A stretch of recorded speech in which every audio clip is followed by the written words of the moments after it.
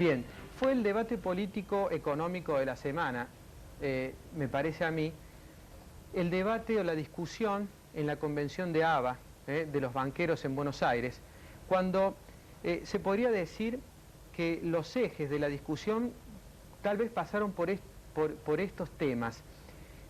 Los banqueros que señalaron que el gran problema de la Argentina es el gasto público, el gran gasto público y el déficit fiscal, y los políticos y el ministro de Economía y los funcionarios económicos que fueron a la convención de los banqueros a decir el gasto público es parte del problema en la Argentina, pero la Argentina tiene otros problemas además.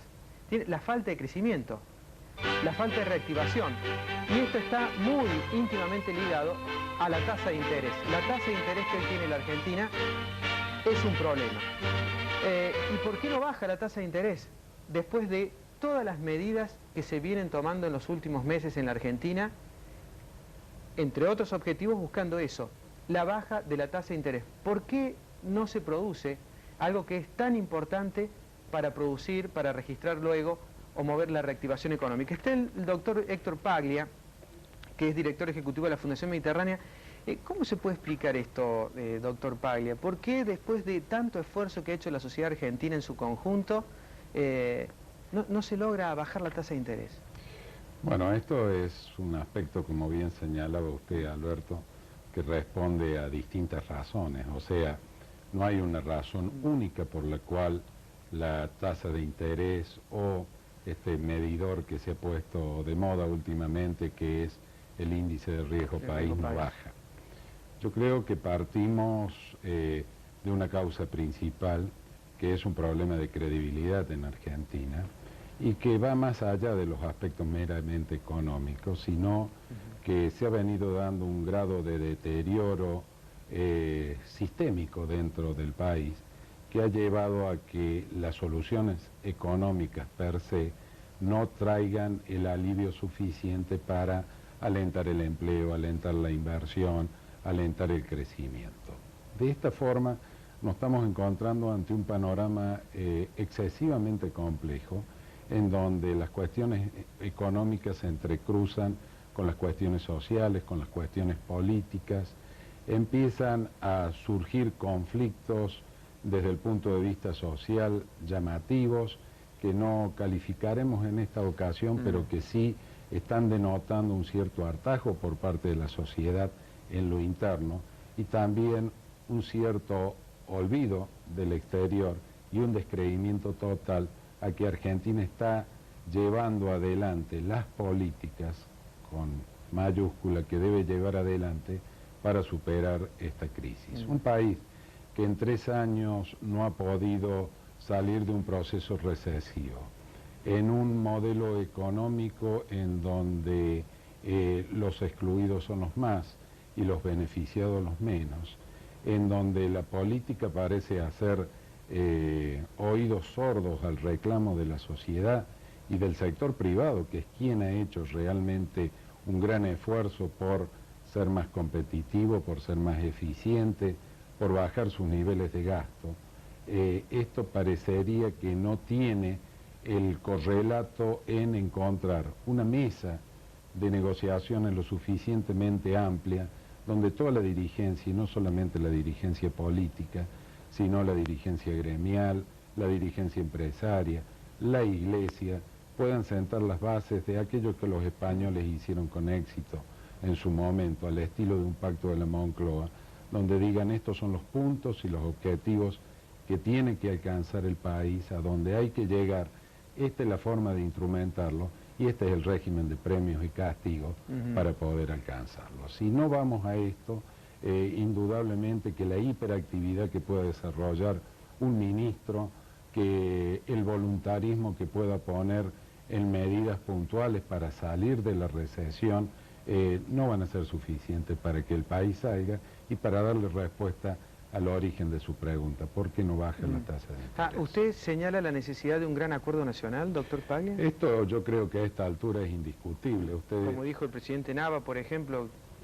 ¿a eso se refiere también? Yo me estoy refiriendo a que en Argentina ya estamos llegando a niveles de falta de respeto institucional muy grandes. Es decir, usted ve que en los últimos días hay todo un debate instalado, quizás desde mi punto de vista incorrectamente, en los términos que lo ha pretendido instalar algún comunicador o algún vocero del gobierno, pero sí cualquier país que pretende ser grande, cualquier país que pretende tener prestigio internacional y por lo tanto atraer inversiones, y que tiene un régimen marcadamente presidencialista como el nuestro, no puede llegar a los excesos de falta de respeto y de ofensa hacia la institución presidencial, que en definitiva la está ejerciendo quien llegó con la legitimidad del voto popular. Claro.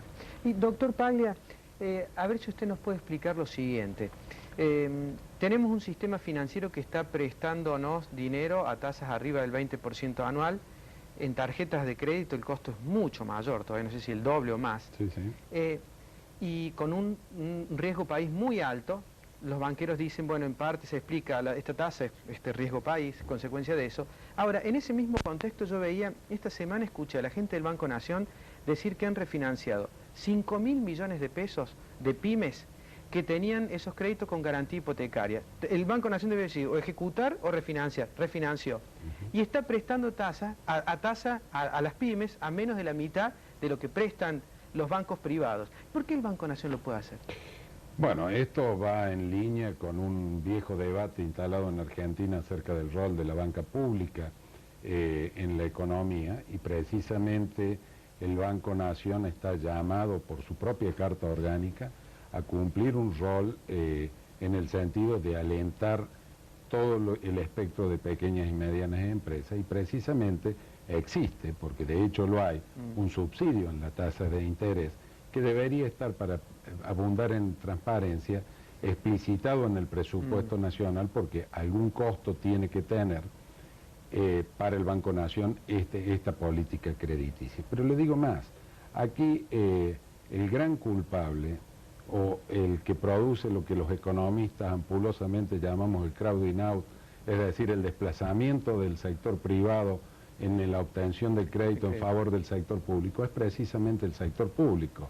Yo a usted lo pongo en la disyuntiva: si usted dispone de 1.000 pesos y le dan entre invertirlo a riesgo en una actividad productiva o comprar un bono emitido por el propio Estado que le está dando un rendimiento del orden del 16-17% anual, esto le pone de por sí un piso a la tasa de interés, y que es muy difícil que el sector privado lo baje. Pero esto no debe tapar otra gran realidad. El sistema financiero argentino tiene numerosos factores de sobrecosto que no han sido debidamente, digamos, afrontados con una reforma estructural del sistema. Para esto, y ya que usted señaló ABA, en el año 98 Mario Vicens, quien fue secretario de Hacienda de José Luis Machinea, presentó un trabajo muy importante donde precisamente determinaba cuáles eran los factores que intrínsecamente le fijaban un piso a la tasa de interés, y precisamente esos factores estaban vinculados al sobrecosto, derivado también de situaciones de apropiación de renta que el sistema financiero, por las características de la economía argentina, ha venido haciendo. Entonces son una serie de factores los que hay que afrontar decididamente para lograr una baja en el costo del financiamiento. Usted señala bien el costo del crédito de quien se endeuda con una tarjeta de crédito, del 40 al 70% anual. Lo mismo le sucede a una pyme. Hoy una pyme no consigue créditos en el sistema financiero, pero esto está vinculado también al crecimiento del país. ¿Por qué? Porque el país tiene vigente una ley, que es la 24441, que establece una serie de herramientas de financiamiento para el sector empresario, que no es el crédito bancario. No estamos refiriendo a todas las herramientas vinculadas a sociedades de garantía recíproca, fideicomisos, a lo que es la emisión de obligaciones negociables, PYME, etc. Pero en un país que no crece, en un país que su economía y su nivel de actividad no levantan cabeza, estas herramientas que hacen al desarrollo de un verdadero mercado de capitales no tienen cabida, no tienen desarrollo, no tienen quien realmente las impulse. Y por último, ese gran motor del mercado de capitales, que son la administradora de fondos de jubilaciones y pensiones, están sufriendo en la misma situación que yo le decía del sistema bancario. La mayoría de los fondos, que son los que van a tener nuestra futura jubilación, son prestados por la FJP al Estado, a través de los bonos que emite esta. Entonces, mientras el Estado siga con este tamaño elefantiásico, en donde no es el gasto social el que distorsiona, sino la eficiencia del gasto, nadie controla quién gasta. Claro. Usted ve que el ministro Machinea tuvo que sincerar el exceso que había en cuanto a las metas fijadas de déficit fiscal. López Murphy, que no estuvo más que una quincena al frente del ministerio, tuvo que hacer lo mismo. Y Cavallo, a poco de asumir, tuvo que renegociar las metas con el Fondo Monetario en cuanto al déficit por el exceso de gasto. Entonces, no solo se gasta mal, sino que da la impresión que en Argentina no se sabe en qué se gasta y quién lo gasta. Ahora, doctor Paglia, la última pregunta. Lo mío puede ser muy ingenuo, pero me da vuelta en la mente hace rato esta idea. Ahora, ¿no hay un problema ético en el medio en todo esto? Porque digo, si los bancos toman dinero nuestro, de los argentinos, a tasa muy baja, los plazos fijos, ¿no es cierto? Y después le prestan, concentran toda la oferta de crédito para el Estado y dejan al sector privado a la deriva, sin acceso al crédito, y se lo prestan al Estado a tasas exorbitantes. ¿No hay también ahí un tema? Le pregunto esto porque la industria, por ejemplo, hizo un gran esfuerzo durante los años 90 para afrontar, por ejemplo, la competencia externa. ¿Qué sacrificio hizo el sector industrial, el campo, la sociedad en general, el alto desempleo? Y digo, ¿no hay un problema ético en esto? No sé cómo lo veo. No es ingenuo, indudablemente que hay.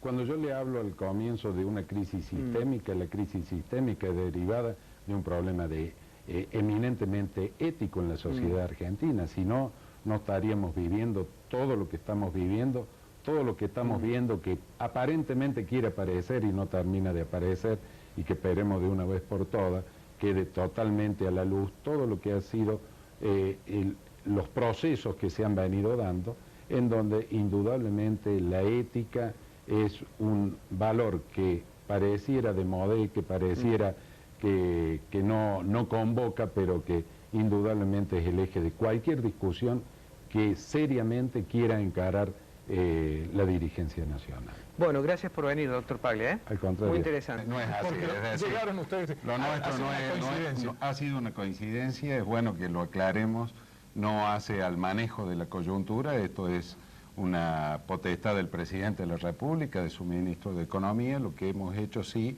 es incorporar a lo que ya Fundación Mediterránea viene haciendo desde hace 23 años, dos propuestas estructurales de mediano y largo plazo. Ahora, dentro de este estudio generalizado que se ha hecho, creo que les ha llevado 1 año y medio más o menos de estudio esto. Este estudio, dado la circunstancia del país, fue hecho en tiempo récord porque se arrancó a principios de octubre del año pasado y se terminó a fines de junio de este año.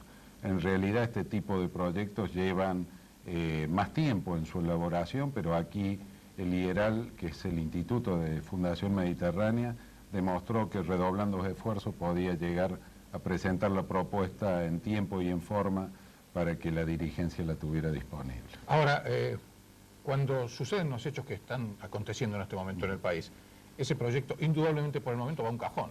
¿No los hace sentir mal eso? Yo diría, Gustavo, lo siguiente. Yo creo que el país debe superar, y en eso soy optimista, que va a superar esta dificilísima coyuntura en la cual pareciera que todo está trabado, pero hay que reservar la capacidad de poder concentrarse precisamente en las soluciones de mediano y largo plazo. ¿Para qué? Para evitar precisamente caer en este tipo de coyunturas cíclicas que Argentina viene repitiendo, precisamente por no tener un esquema estructural de mediano y largo plazo que le permita hacer sostenibles las políticas económicas en el tiempo. Usted sabe, Paglia, usted ha estado en viaje hacia el canal en momentos en que estaba al aire Raúl Hermida, quien tenía conceptos prácticamente idénticos. Dice, es imposible pensar en un país que no tenga un proyecto de largo plazo, por lo menos de 10 años. Es decir, un país posible, un país previsible, porque todos los fundamentales de la economía están firmes, están bien, y sin embargo estamos a los tumbos, ¿no? Bueno, no tengo más que coincidir con lo que ha dicho Hermida, en el sentido de que esta crisis económica se desata como consecuencia de una crisis política muy profunda, quizás porque estamos asistiendo a la muerte de la vieja forma de hacer política en la Argentina y una crisis social muy grave derivada de más de 3 años de recesión. Por lo tanto, la economía tiene un potencial muy importante en Argentina para crecer, para salir de este estancamiento, pero hace falta generar, y eso creo que es lo que se está trabajando en estas horas, una base de consenso lo suficientemente amplio que incluya a todos los sectores, no solamente los sectores de la política, sino a toda la dirigencia nacional, embanderada detrás de un proyecto que no es político partidario, sino que es un proyecto de país. Usted sabe que está compartiendo la mesa con nosotros Rubén Saltú, quien es director de la Escuela de Negocios Software, quien ha recibido una pregunta que yo creo que viene, vea, Rubén, al dedillo para el momento que estamos viviendo, y habla: ¿cuáles son los pasos a seguir para realizar una reingeniería de las empresas? Este es un caso de una pregunta concreta de Rodrigo de Alta Córdoba, pero que yo creo que es lo que están pensando en muchas empresas. ¿Cómo salgo de esta? ¿Me tengo que readecuar totalmente de nuevo? Además, yo tomaría para la respuesta, Gustavo, una definición de Hermida y otra de Paglia para redondear el tema. Hermida dijo: ya no va a haber más financiamiento para la ineficiencia. Cosa que me parece perfecto. No importa si la ineficiencia es del Estado o del sector privado. Y Paglia recién dijo: tenemos que terminar con 40 años de ineficiencia política, a la cual se le puede agregar ineficiencia también empresaria, que son los que muchas veces han tenido problemas exógenos por voracidad fiscal, competitividad, globalización, competencia desleal, pero también han tenido problemas endógenos como falta de conocimiento de estrategias de marketing, estrategias de gerenciamiento. Es decir, que el empresario argentino también, en menor dosis, aportó algo a la crisis. Entonces, el término reingeniería, en realidad, que es un término nuevo, novel... Pero refuncionalización o recreación. Refundación. Refundación, transformación, llámale como quieras. Pero además hay algo que es muy importante. Esto no es... Muchos creen que reingeniería es algo para que haga la Mercedes-Benz en Alemania, General Motors en Europa. No, puede ser don Manolo con la ferretería de la esquina. Tranquilamente puede hacer una reingeniería de su empresa. Los pasos que hay que dar para eso es, primero, por supuesto, que no hacerlo solo, porque si lo hacen solo, lo más que pueden llegar a cometer son errores, sobre todo que, digamos que en Argentina, el 75% de las pymes, según más o menos algunas estadísticas, son familiares. En las empresas familiares la reingeniería es mucho más difícil, porque si yo tengo que separar personas, creo conflictos porque los problemas de la empresa los llevo a mi casa y un montón de cosas más. De cualquier manera, digamos que lo ideal es que lo haga a través de una consultoría o de gente especialista en el tema. En segundo lugar, hay que realizar un diagnóstico, decir, bueno, cuál es la situación de la empresa y entonces qué es lo que hay que cambiar, qué es lo que hay que dejar y todo eso. Cuando se tiene ese diagnóstico, la consultora, quien sea, tiene que aplicar un plan de recomendaciones. Decirle: mire, señor, usted tiene este problema y le sugerimos que haga este y este cambio.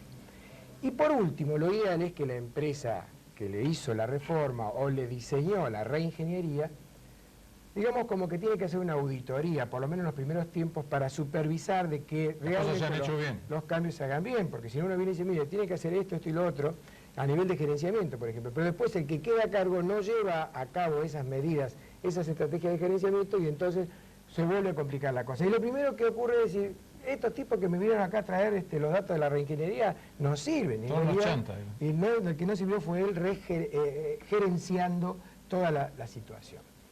Ahora bien, nosotros en la Escuela de Negocios, y aprovecho para hacer un pequeño lanzamiento, hemos decidido hacer lo siguiente. Le estamos ofertando al mercado de pymes un trabajo total de reingeniería, transformación, lo que sea, reformulación, refundación, llamémosle como quieran, y no le vamos a cargar honorarios. ¿Qué significa esto? Nos vamos a atar o asociar a su crecimiento. Cuando venga el éxito, entonces cobra. Sí, señor. Porque si no, asesorar y cobrar por anticipado honorario es lo más fácil que hay. Y en Argentina las cosas están cambiando, tomando palabras de Paglia. Entonces, lo que yo pienso es que trazamos una línea y decimos, bueno, ¿cuál es el porcentual histórico? Facturación, utilidades brutas, netas, etc. ¿Esta es la línea? Muy bien. De acá para arriba, ahí nos asociamos nosotros a los porcentuales que se tengan que establecer. Por lo tanto, si una escuela de negocios, en el caso de la nuestra, u otras que hay ya también trabajando muy bien, tienen fe en lo que están haciendo, tienen fe en el mercado, porque el mercado está para dar todavía. Hay gente que le va muy bien todavía, lo cual indica que se pueden mejorar las cosas. Por supuesto esperamos la mejora del Estado, que lleguemos realmente al déficit cero, y además otro tema que aprovecho para comentarlo, hay una gran confusión entre déficit cero y achicamiento del Estado. No tiene nada que ver una cosa con la otra. Una cosa es que lleguemos al déficit cero, esto es que las cuentas llegadas tienen que rendir cero, es decir, ya sea por ingresos y egresos. Por ingresos y egresos tenemos que estar en cero, ya sea que porque ampliamos la recaudación o porque achicamos los sueldos de los legisladores. Pero otra cosa muy distinta es el achicamiento del Estado. Son dos cosas distintas. Entonces el achicamiento del Estado es muchísimo más difícil que llegar al déficit cero. Pues llegar al déficit cero no es nada más que un problema de tachadas y recortes. Achicar el Estado, y si no hay que ver los libros que ha escrito Wisorman al respecto, sobre lo que pretendió Thatcher, lo que pretendió Reagan, que fueron los dos principales expositores de este tema, y van a ver qué difícil que es, porque el Estado es como la hidra, que le cortás la cabeza y le crecen dos. Entonces, si hacemos 2 empleados y contratamos 5 asesores. Así es, nos faltan los libros. Bueno, nos estamos despidiendo ya, lamentablemente. 2 palabras finales sobre esta situación que está en el país, porque nos queda escasamente un minuto de programa. Bueno, como le decía Gustavo, esto es una coyuntura muy, muy difícil. Quizás el pico de esta crisis ha sido el final de la semana pasada. Creo que hay que ir urgentemente a generar esos consensos de los cuales yo le hablaba, para poder poner en marcha, por un lado, un programa que precisamente reestructure el Estado, pero también no olvidando el principal problema que tiene la economía, que es que hace ya más de 3 años que no crece. Crecimiento sostenido, aliento a la inversión, se logran con medidas no coyunturales, con medidas estructurales. Esto es lo que le hemos presentado al presidente y al ministro de Economía la semana pasada. Gracias, Héctor Paglia, gracias, Rubén. Los libros quedan, por supuesto, para el próximo programa. Los libros, afortunadamente, siguen estando y no tienen tantos altibajos. Nos estamos despidiendo hasta el próximo lunes, en que volveremos con Córdoba al mundo. Muchas gracias a ustedes, nuevamente muchas gracias a todos ustedes. Gracias.